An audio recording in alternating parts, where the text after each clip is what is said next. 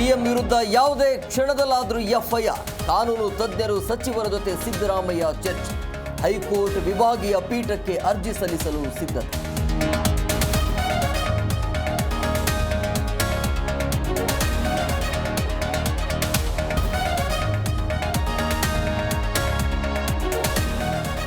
ಸಿದ್ದು ವಿರುದ್ಧ ತನಿಖೆ ಬೆನ್ನಲ್ಲೇ ಕಾಂಗ್ರೆಸ್ನಲ್ಲಿ ಸಂಚಲನ. ಕೆಲವೇ ಕ್ಷಣಗಳಲ್ಲಿ ಕ್ಯಾಬಿನೆಟ್ ಮೀಟಿಂಗ್. ಕಾನೂನು ಸಮರ ಸೇರಿ ಮುಂದಿನ ನಿರ್ಧಾರಗಳ ಬಗ್ಗೆ ಚರ್ಚೆ.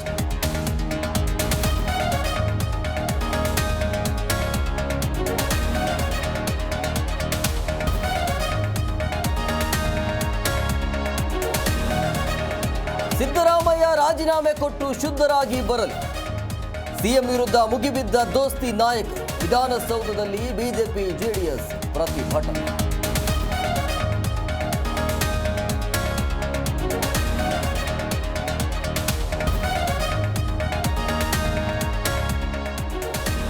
ರಸ್ತೆ ಇಲ್ಲದೆ ತೂಗು ಸೇತುವೆಯ ಮೇಲೆ ಓಡಾಟ. 3 ಕಿಲೋಮೀಟರ್ ಅನಾರೋಗ್ಯ ವೃದ್ಧೆಯನ್ನ ಹೊತ್ತು ಸಾಗಾಟ. ಚಿಕ್ಕಮಗಳೂರಿನ ನೆಲ್ಲಿಬೀಡು ಗ್ರಾಮದಲ್ಲಿ ಅವ್ಯವಸ್ಥೆಗಳ ಆಗರ.